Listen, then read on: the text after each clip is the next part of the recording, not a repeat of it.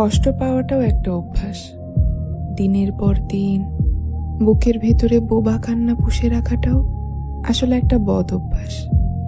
নির্দিষ্ট কিছু কারণে যখন তখন চোখের পাতা ভিজিয়ে ফেলাটাও বাজে অভ্যাস। এই অভ্যাসগুলোর বিরুদ্ধে নিজেকেই রুখে দাঁড়াতে হয়। নিজের কাউন্সেলিং নিজেকেই করতে হয়। বোঝাতে হয় যে আর নয়, অনেক তো হলো মেকি হাসির নিচে গুমড়ে গুমড়ে বাঁচা।